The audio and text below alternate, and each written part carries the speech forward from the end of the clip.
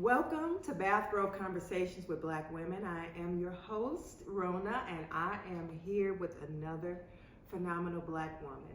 I am so excited. Words really cannot express how excited I am for this particular episode. Hi, everybody. This is thebomb.com. We are formerly known as the Wonder Twins. I do have a twin. It is my birthday today. So Rhonda, no slight on you, but Absolutely not. LaSean Brent. Listen, there's many things that I could start off with saying about you, but we're gonna ease into that because we a lot as individuals, Yes. but together, oh my God.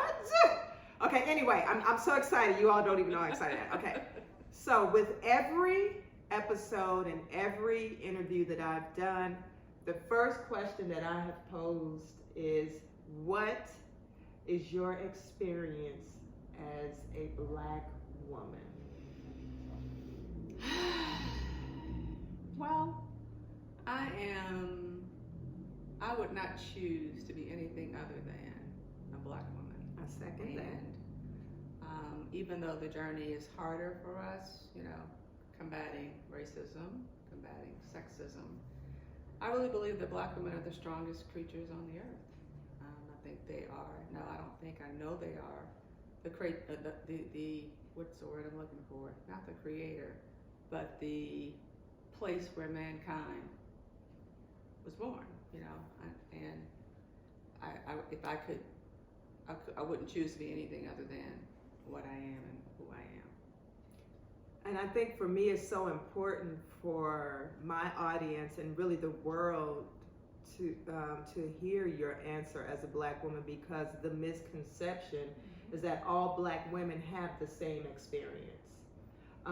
Even if we're happen to be single moms, our experiences are going to be different. If we're married women, Black women, our experiences are going to be different. If we are single and don't have any children, our experiences are going to be different. And I just really, every Black woman that ever comes on my show, the first question is always going to be, what is your experience as a Black woman? Because it is my belief that we have to control our own narrative. There's so many other people from so many other different races and genders that try to project to us who we are, how we think, how we act, how we move, and it's just simply not the case. Right, and I think what is often taken for granted is just how resourceful you have to be as a Black woman. I have, as you know, I've been married for 19 years. I've been divorced for 5 years, and when we divorce, when we make that kind of decision, there's so much more riding on it, because there is society's view of another Black woman with children without a husband. But I think everyone makes the choice that's best for them, and to the extent modeling what Black love is supposed to look like and creating an environment for I have 3 sons, so for your young men to become the men that you want them to be, we have to make some pretty hard decisions. And I think that we are just well equipped if you know who you are and you found some semblance of inner peace, and you listen to yourself, then you typically make the right moves. We're going to talk about that, because we are. one of the things that I absolutely love about LaSean, and I really want her to go into, is her walk with her healing process, right? The good and the ugly, right? Yeah. The easy and the hard, the day-to-day. People say, oh, you need to do the work. You need to do the work. But nobody ever tells you really, what is the work? What does that entail? What does it look like? And I do a lot of work every day anyway. Like, I go to work, I'm working raising these children, I'm working trying to keep a house clean and balance myself. But what do you mean when you you know, you said that you have to repeat what you just said. You have to know yourself. You have to know yourself. You have to find some inner peace. And can we talk about your journey of finding inner peace? absolutely. I will start by talking about just, you know, everyone hears the phrase happiness is an inside job. Mm. And you see it in the, you know, the placards, it's all over the place, and it really, really is. I mean, you really have to be intentional about choosing joy and peace for your life. It's not something that happens. It's not something that you master today in 6 weeks. It is a lifetime goal, Mm-hmm. you know. And for me, I mean, part of the getting to the point of finding that, one, you have to be comfortable being quiet, you know, because you can't hear yourself if there's a bunch of noise around you. You can't hear God if there's so much going on and you're afraid to be alone. Mm-hmm. So one of the things you have to realize is that as you are a spirit with a body, meaning your spirit is connected to God, meaning if you're quiet, you can actually hear Him. And if you don't hear Him, into your girl. yeah. If you shift over because the spirit can move. Like, wait a minute, because I really want for my audience to drink in what you're saying. Yeah. Because this whole thought of hearing, you know, first of all, where's the noise coming from? What's the source of the noise, right? And to be able to get quiet, I can remember, you know, several years of my life not being able to simply drive in the car without the radio or something on because I couldn't stand the quiet because then here comes my own thoughts. Here comes my own noise. Mm-hmm.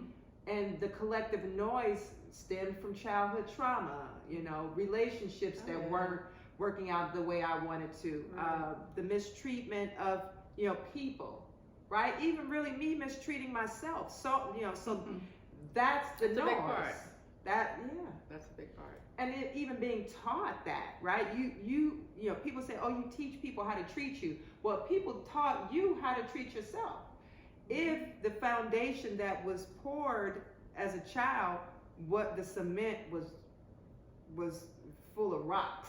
Mm-hmm. It wasn't a smooth foundation. Mm-hmm. So, I mean, you're saying so much in what you're saying. Mm-hmm. And it's just so important to kind of slow walk that and slow walk what you're saying so that the audience has the opportunity to drink what you're saying, that ability to be quiet. Mm-hmm.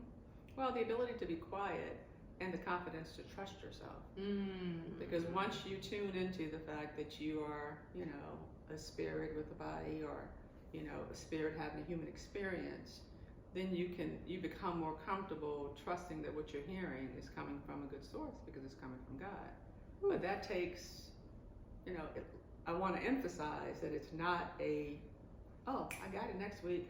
I'm walking with the Lord, and I'm good. I mean, no, it is a journey. It is not easy, and you have to. I can't stress enough the intentionality of it all. Mm-hmm. How every day you've got to decide what your day is going to be.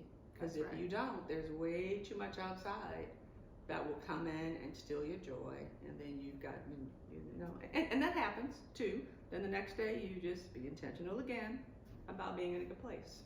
Yeah, I think the word that you probably were about to say next is it's about the choice to be consistent. You have to be consistent, and you've got to be persistent in terms of your drive and your desire to find that peace. And you have to be committed. You have to be committed to the process, because if you don't make a commitment, and I mean say that damn thing out loud, mm-hmm. like I'm committing to the healing of myself, because my healing, my happiness is my responsibility. It absolutely is. We place that in other people's laps, whether it be our husbands or friends or mm-hmm. children. You know, if they would just do this, then no, it's no one's responsibility to do anything. If you can't arrive at that place, how can you communicate to others how to treat you, really? And I mean, you know, it's like the golden rule, treat people the way you want to be treated. But I found that most people don't know how they want to be treated. That's true. So, and if you were raised with abuse, then you think abuse is the way to treat someone. That's so right. then you abuse, right? Yeah. Whatever that looks like. But I think I kind of also moved a little bit ahead of the game because I really would love for my audience to, something else that is important for us to note in this episode is the ability to trust yourself, like you talked about, and the ability to add new people to your life. Because we always talk about no new friends. Well, I never say that because I'm not God, and I never say never, and I don't know what God got for me. So I try to keep myself as open as possible. So this beautiful space that we're in, this wonderful little condo, sits in a community that has an email thread for the residents. And the way that this beautiful woman and I met just a few months ago. Yeah. It feels truly like a lifetime, LaSean. But it was just in November of last year that LaSean sent an email through this thread, welcoming, saying how welcome she felt coming to the property, and, that she has this son who is, on the honor society, and he's a very responsible young man, and he may be looking for opportunities to earn, some additional little income. And if anybody had, any odd jobs that they, needed some assistance with, she provided her name and cell phone number, and her son's name and cell phone number. And I'm talking first and last names. And so as I'm reading the thread, because I'm very, I don't want to say nosy, but I'm very inquisitive. I was like, yes, I'm a responsible member of my community. Yes. So I read the email and I said, that looks like an email that I would write. But, we live in a beautiful downtown Decatur, and most of the residents, it's not a predominantly Black property that we live on. And so when I saw LaSean's email, and I thought, that's something I'll write. I said, let me Google her. I mean, just straight up and see if this is a Black woman. And lo and behold, I saw her, and I was like, okay, I think that's her. So then I shoot her a text message and said, hey, welcome to the property. And we start texting. Right. And then the day is going by, and we were still texting. Yeah. And then the night presented itself, and we were still texting. Yeah, because the text was very appropriate. You couldn't really tell. You couldn't discern who you were really talking to. So we're like, okay. I'm like, does she look like me? I don't know. I can't tell yet. But I was, of course, delighted to see that she did, and we met. We were texting until the next day. She said, hey, I'm gonna come run by and just to say hey in person. And I said, you do that. And lo and behold, here we are. Yes, here we are. Yes. These are the faces that met each other on the other side of the doors. And I think that, I know that God calls absolutely people into your existence. What you project into the universe, truly you get back.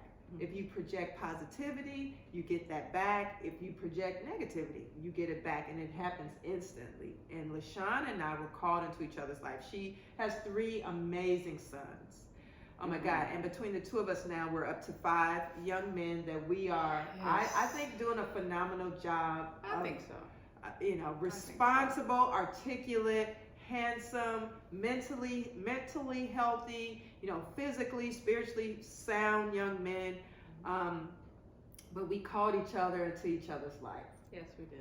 And I mean, this bond and this friendship that's been created, it does feel like we've known each other for 30 plus years. Absolutely. It's truly easy.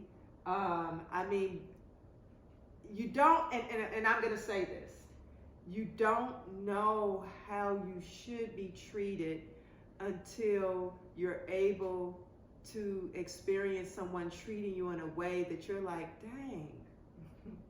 That's true. Elijah Muhammad used to say, don't condemn a dirty glass, just place a clean one next to it. And for whatever I wasn't getting in any other relationship in my life, I never condemned. You don't even know that you're missing it until the clean glass shows up. Am I the clean glass? You are the clean glass, my dear. You are the clean glass. I'm so happy to be the clean glass. She came in a time in my life where, again, I must have been doing something right, because I called her right into my existence. Likewise. And so I have my little trusty dusty card here that I have some other things that I really want LaSean to talk about. And one of the things I want you to touch on is your experience with rearing your sons as a single mom, you know, pre and post COVID. Okay. Because I think one of the things that's important that's not talked about is the world that existed prior to COVID and now the world we live in post COVID. And the importance of honing in on our son's mental health because suicide, unfortunately, in young black men and even black men is not publicized the way that it should. It's Right. conversations that you and I partake in all the time. Absolutely. And I just want you to share with my audience what your experience has been like post-COVID, pre-COVID, post-COVID. It's very different. Pre-COVID, you just kind of we were on a rat's wheel. Just getting stuff done, you know, getting through, you know, choosing schools, figuring out college, doing all, I mean, just not ever slowing down enough to really pay the kind of attention to mental health that you need to. So for us, you know, and I don't know how many people don't feel this way. COVID was a blessing because it created Absolutely an environment where we were just together and home. And for me, it was I'd had surgery on my ankle right before they shut everything down. And my ex and I, great relationship, but we were divorced by that time. And I was like, oh, well, boys, go back to the house with your dad. You've got more space there. You've got a little gym there. You can do what you can't do over here. We're going to drive each other crazy. And the boys were like, but what about you? Like, I'm good. I don't need, no. So I had to make the decision, okay, am I going to go back to my marital home? And for my boys, I did. And I mean, the house was big enough to accommodate everybody. And it was a wonderful experience. Now, everybody, please don't let this miss you. That she was divorced, out of the marital home, COVID hit, and due to her son's expressed concern about her and her well-being, she made a decision to go back into the marital home where the ex-husband, I mean, like, we ain't gonna just gloss over it, where the ex-husband was there too. Yes, he was. Okay. Yes, he was. And it was good for him because the boys were, you know, teenagers. It was an experience that he needed, I think, to have after we separated, to see basically how they were becoming as young men. And I was there for 2 or 3 months, but it gave me the chance to really sit down, kind of just to watch the boys a whole lot, because you're home all the time. So now I get to see I get to see when your mood drops. I mean, as opposed to you come home from school, you come in the door, hey mom, hey, you figure out whatever I've got to go do work, I'm gonna go to practice, you have dinner, you go to bed, that's it. And you do that over and over and over again. So for me, COVID slowed all of that down. And we watched with the horror on TV from George Floyd to the bodies in New York, and it made me slow down and focus on where they actually are mentally and who they really are. When before that we were just, you know, gotta get it done. Yeah. And particularly, you know, as a single mom, I mean, my focus was to make sure that there was nothing that they did not have with me alone that they had at the house. So it was extra, I mean, and I can look back on it and say I was really imposing a lot of pressure on. I didn't want them to suffer because I made the choice to leave their dad. Wow. So I was really on, like, running on 4,000, 5,000 every day just to make sure every need was met, and I anticipated everything that they needed. So, but post-COVID, we just all kind of chilled out. We've all slowed down, and conversations are better. I read their moods better. And I have gotten to the point now where, you know, their relationship with their dad is their responsibility. It's not, I think I put in the time, the 4 or 5 years to make sure, doing things I didn't necessarily always want to do, to make sure the boys were okay. And now it's good. Right. You know. It's the foundational work. I have to agree with you that even for us as well, we moved down to Atlanta right before COVID. And so to come here was already a slower change of pace than being in the DMV. But then COVID to us also was a gift. It was a blessing. You know, COVID revealed a lot. I coined the term, I'm COVID cleared. Because whatever work that you weren't doing prior to COVID manifested and revealed itself in COVID, in relationships, and then whatever work you were doing, same thing. And so, you know, we had started on that process of healing, like I said, and COVID gave us the opportunity to implement some tools that we had learned from our family therapist back in Maryland. Because you learn these things, it's like reading a book. Absolutely. You take all this stuff in, whether the book is the Bible, the Quran, you know, self-help books from Miss Van Zandt.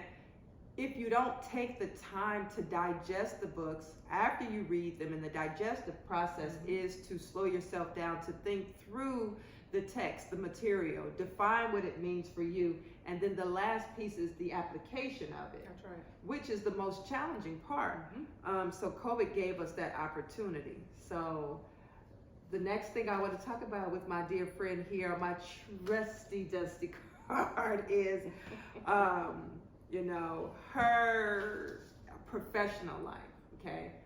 Because this woman's brain, you all, I mean, my network of friends are so impressive because not only are they like phenomenal genius of women, in terms of their professional selves, but then they're not these women that are not like hella rooted and grounded, like very earthbound people. So we could crack up and laugh. We can have some of the most highly intelligent or spiritual conversations, and then just sit and just be real basic and crack up and laugh. So I want LaSean to, you know, talk about her experience as a lawyer and the work that she does and how she's managed for 30 years maybe? Oh, really? Has it been that long? Yeah.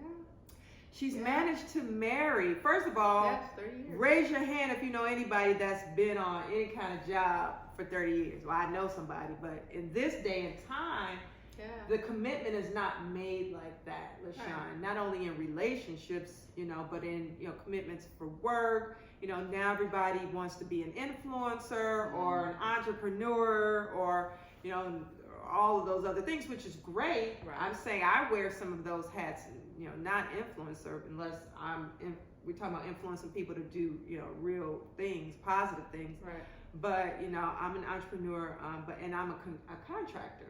So I tend to switch, you know, companies and jobs, you know, sites, you know, frequently, you know, every 6 months or maybe 12-month basis. So to be somewhere for 30 years and then to manage to take that and then to marry it with your passion and your purpose, because I think, and I'm going to give LaSean the opportunity to talk about what she does. I think that finding your purpose in that is phenomenal. To hear about it, to watch you talk through, right, and to hear some of these things. I picked up early on our meeting each other and getting to know each other that this is not only just something you do.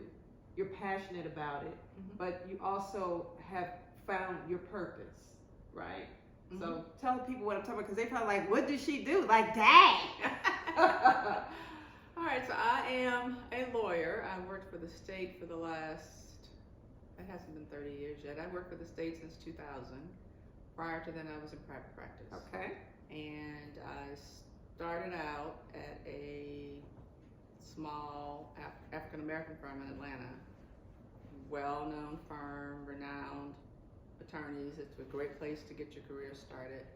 And it was inspiring. I'm from home, Louisiana, so there are not a lot of us there who are doing a lot of progressive things. There are more now, You said Homer? Homa, Houma. Okay. It's south of New Orleans and Baton Rouge, kind of between the both. Okay. So there, I was one of 3 blacks in my high school class. I was graduated 7th in my class because I got a B in geometry, and I'm still holding on to that because I did not know then that 9th grade was where the grades started to count. I was the first in my family to go to college. Oh, wow. So I didn't know these things, so I was still upset about that. I wouldn't have got that B had I known, right? So, and even leaving home in Louisiana, I went to Cornell University, which is an Ivy League school, and had many conversations my senior year. Are you sure you want to go there, girl? You know, that's going to be hard for you. And only 2 of us left the state. And I'm like, yeah, I'm pretty sure I want to go there. Wow, LaSean. So did that, and of course, in that environment, you are often one of very few black people in the room. I left there and went on to UCLA, law school, another great school. Again, here, one of few black people in the room. And then decided to come to Georgia because my parents were living in South Carolina at that time. Okay. So I worked for a small black firm. I did plaintiff's work, which was more near and dear to my heart because I liked helping people and really seeing tangible results. I did some defense work too. And one of the things I remember the most about being a young lawyer is, you know, you go in the room, you got depositions. I was a litigator, so you go in the room, they're like, you the court reporter? No, I'm not. Not the court reporter. Oh yeah, you were often the court reporter, or you were the. And nothing against court reporters. No, absolutely, but it was just a presumption that you as a black woman could not be the lawyer. I'm like, no, I'm not, or someone else coming to do the deposition. No, that would be me. Right. So I experienced a lot of that. I'm sure. Starting out, and then left there. Even in Atlanta. Yeah. Oh, wow. Even in Atlanta. So I left there, then went to a big firm, which was a majority firm, and that was a very interesting experience. I was there for almost 3 years and left because I just didn't like it.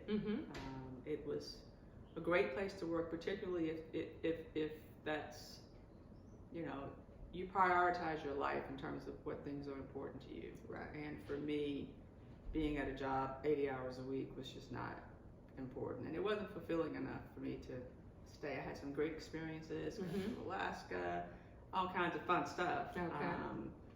But I think I got engaged when I was working there. I knew I wanted kids, and that was not the type of lifestyle that would have catered to me being able to be a present mom. Right. I could have been a mom and a mom making some money, and you know, but I wouldn't have been home. A mom with a nanny. Yeah, absolutely. And it was more important for me to be able to be home. So I did that, and where I am now, I work for the state as a staff attorney, and it's just the perfect job. I didn't think I would stay here for 23 years, but because of the flexibility it gave me to be a mom, because you know, kids don't really, their emergencies don't happen based upon your schedule. They happen That's when they exactly happen. right. And then to be able to have the flexibility and the freedom to do what I needed to do to be a mom and still do the work that I enjoy was a blessing. And the work is great because again, there aren't many of us in the room, and I write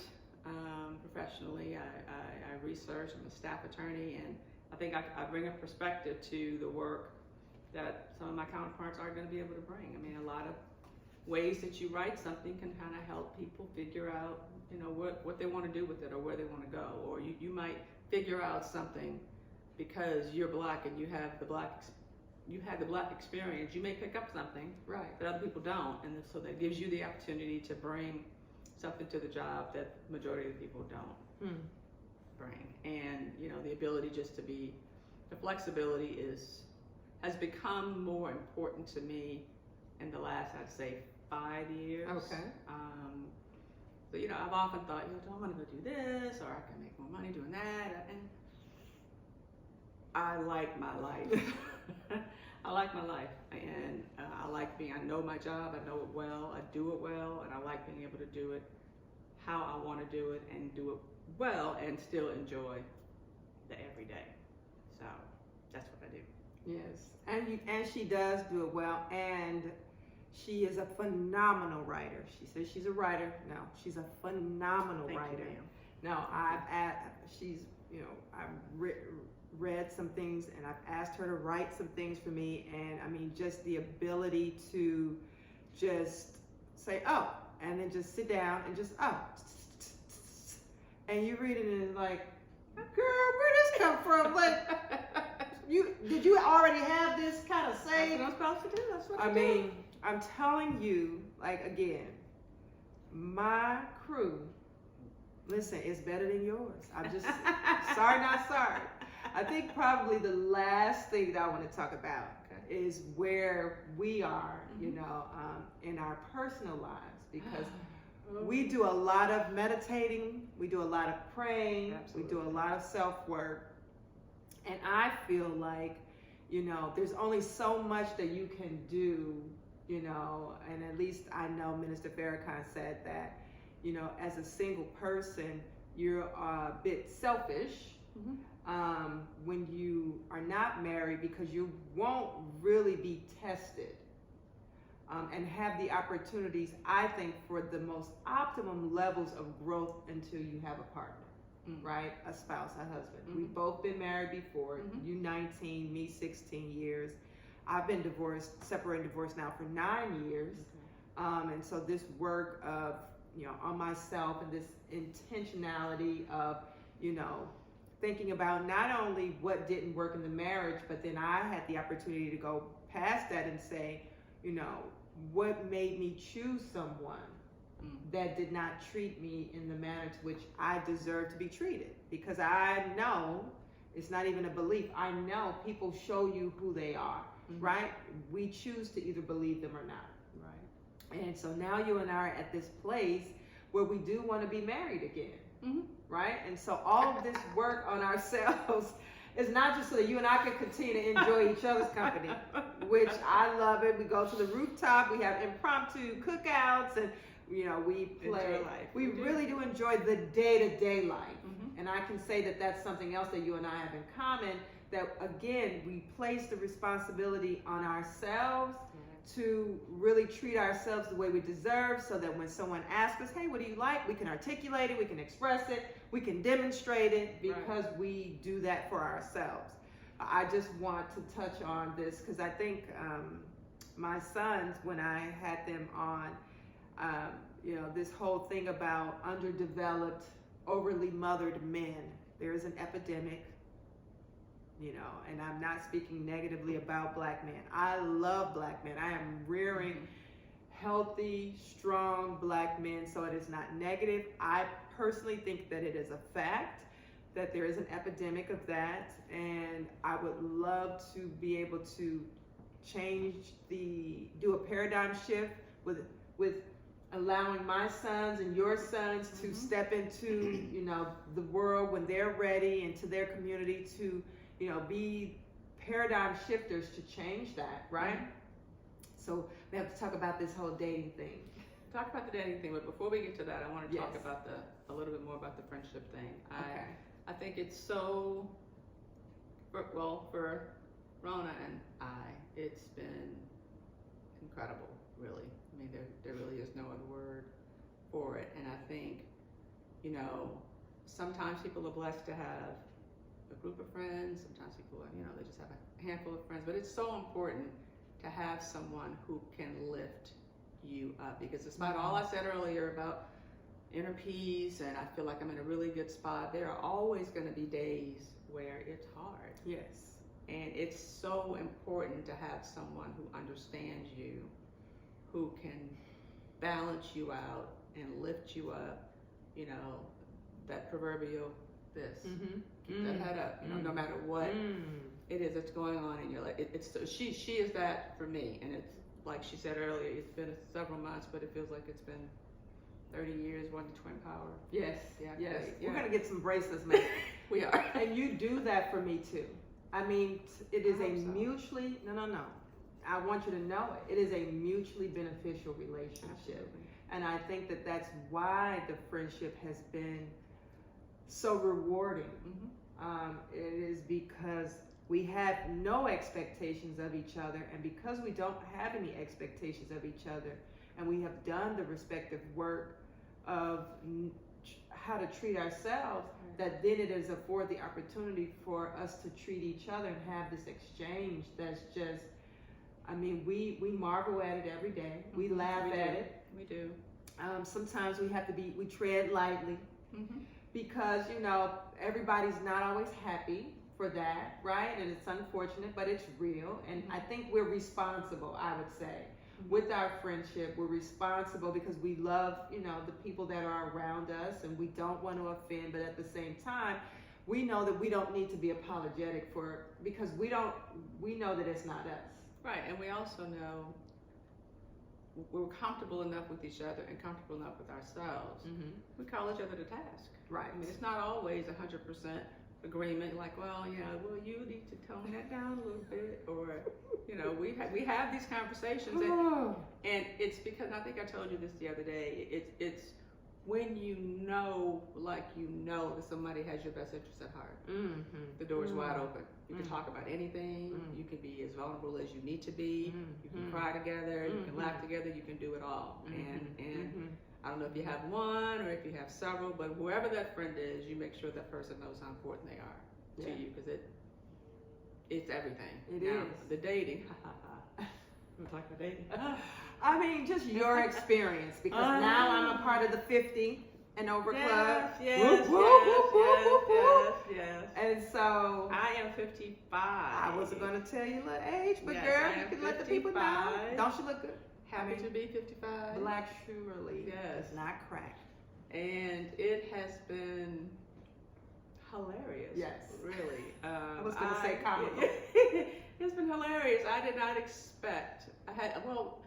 You know, one, you don't expect to be single again. You know, you don't get married with the expectation of divorce. Absolutely. So when you get past all that, dating in your 50s it's like being 16 all over again. I mean, the people, you know, not being confident, not being sure, the fear, the insecurities, all of that is just as present now in the people that you meet, and even in how you carry yourself, as it was when you're 15, 16 years old. Right. And but I think it's a little bit worse because of the fact that you work remote, you work from home, I work from home. We're very regimented in our routines and what we do and where we go, which is typically within less than, I would say, a 2-mile radius of our homes. I know for you, but definitely for me, we are not superficial people, so the whole thought and idea of creating this profile on this app and holding,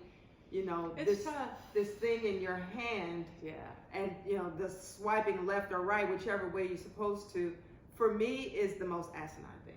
It's very asinine, and I think one of the issues is that women, more of us than not, don't value themselves. So you get into that situation where you have women who are not, you know, enforcing their own standards. You know? Well, do they even have standards first to then even enforce? Because that's, I think that people know okay, deep down inside when they're doing stuff they really shouldn't be doing, or when they're sacrificing what they want. We can all play the game, right? But I think deep down inside, you know you deserve more. And what happens is, in Atlanta, you've got a nice professional group of black people, and you know the statistics are that you have more women than you have men. But it's, you know, forget quantity, it's all about quality. Absolutely. And for me, you know, when you get to a point where you are happy, you don't need the relationship to be complete. Absolutely. I'm complete. Right. And I want a relationship, and I want somebody who is equally as complete. That's exactly so correct. When you get together, you've got two glasses that are half full, as opposed to, you know, you trying to lift someone else, or being put in a position where you are the center of somebody else's joy. You know, you don't, that's pressure. You know, that's why It's too when much I say pressure. happiness is an inside job, it's an individual inside job. That's right. That's so right. one of the things that I found to be most difficult is just, you know, I mean, I don't plan to settle, Right. you know, and I don't have to settle, and I like myself, and I'm fine, and I'm looking for someone to add that joy to what I already have. That's I don't absolutely need them correct. to be the center of my joy. Or to complete it. Yeah. I think for me though, I just can't get past this whole idea of just being on these apps. I got on the apps first. I think maybe I got to in 2018, and it doesn't bother me as much as it took me months to get on. Right. I was like, what is this? Right. And what do you mean I'm swiping how? That's you know, exactly like right. profile to say what? I mean, That's I really exactly did right. not know what I was doing. Then you start it, and then people are coming at you. Then you, hi, how are you? Hi. I mean, it becomes a full-time job. So you have to master that situation, and that involves being on for a minute, then being off for a long time, then Right. being on, being off. And I've met some pretty nice people. I mean, not my forever partner, but I've met some pretty nice men through the apps. But the idea that it's not just us. I was at a friend's house, her 22-year-old son, gorgeous, football playing, probably going to go to the NFL. We were just kind of talking, and he's like, yeah, because on the app, I was like, hold on, what? Right. You're 20, why are you on that? It's just the way of the world. Yeah. And the benefit though is that you will meet people. Everybody that I think I have met on the app is not someone I would have crossed paths with. Yeah, Right. I wouldn't. And that's so that's a good thing. And that's supposedly the whole thought behind it. But Yes. I think for me, I'm just gonna hold out for the personal referral. Like, oh hey, I have a friend, you know, maybe. Or like the thing that I can say that has been refreshing is, you know, kind of scrolling on Instagram, because I don't really like social media. I think that's part of my own personal issue too. I'm just learning how to wrap my brain around social media, because as Black people, we were taught to keep our business at home, right? Yeah. Behind closed doors. That's true. You know, Yeah. you had Uncle Ray Ray who was touching on the kids, but nobody talked about it. Right. And you just knew, don't let Uncle Ray Ray go in. Is Uncle Ray Ray in there with them kids? Now y'all know he can't be in there with them kids. Tell him to go down in the basement and fix him a plate and tell him to sit. That's like right. that's how we grew up. That's how we grew up. That's So right. it's just this whole thing of people are so comfortable, and they're forgetting that they're in their homes, but they're in their homes in a personal space in a very private setting. Yes. So they forget that, and so somehow, some way, there's this decorum that's lost.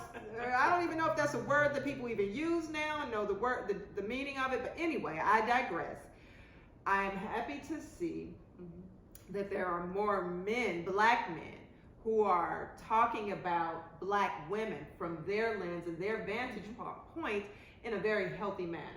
And just really explaining about Black women being tired of being strong, and Black women are being tired of having to carry and raise the husband or raise the partner and the children and go out and go to work and come home. Like, there are Black men who are fundamentally talking to each other, which I think is a conversation as Black women, personally, I love to stay out of and sit back and watch.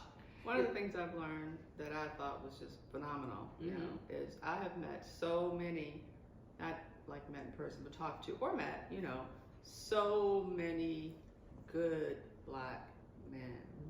The narrative is that, you know, Black men, deadbeat dad, don't take care of kids. Right. I have met, I can say beyond a shadow of a doubt, if I'm talking to 100 people, men who've had children, I would tell you that 98 of them have been very involved in their children's lives. And that has been, it was eye-opening for me. You know, it's just like, wow. You know, And that's because usually people get divorced and men go off and the women have the kids, and no, well, that was my situation. Yeah, men who have their kids, men who are very active in their kids' lives. So that has been wonderful to see. Yeah. I think we're just waiting for that group of men that are existing. I often wonder, are they married? Like, and then if not, why? And then if you are married, where are your friends? Or do you all hold some socials somewhere that then you can invite, you know, prominent, you know, mentally, spiritually healthy, sound women like Yeah. us too. But, you know, I guess Yeah. that for us, if for nothing else, we'll continue to support each other through this process. Oh, absolutely. What I do know is the Quran, you know, talks about, you know, when God created you, he created your mate, Mhm. you know, out of the same essence. And I'm paraphrasing, but, you know, I just know that the continued work that we're doing on ourselves and what we continue to project into the universe, Mhm. we're definitely going to attract that back when it's Absolutely. time. When and it's time. And it's always God's time. Right. All right, LaSean. All right, Rona. I mean, how do you feel? I feel great. We're at the end of our interview. This has been great. It's been the most effortless 45 minutes I have to say I've spent. I have enjoyed it, and I think you are great at this. And Thank I you. am hopeful, and I know that this is going to do exactly what you wanted to do. Wow. And it's been wonderful. It's an honor to be here. Give It's me an a honor hug. to be the clean glass. I love you. I love you too so much. And happy birthday. Thank you. Thank you. I mean, when you have, again, friends like I have, and even just, you know, women that I've met in my walk that are maybe not necessarily personal friends, but they're people who are important in my life, I'm blessed. I'm blessed. It's easy, and you know, I could do it all day, every day. But I want to thank you. You're welcome. I want to thank you. Of course. Again, I want to ask my audience to please remember to follow me on Instagram and Facebook at Bathrobe Convos with Black women. And until next time, peace. Exactly.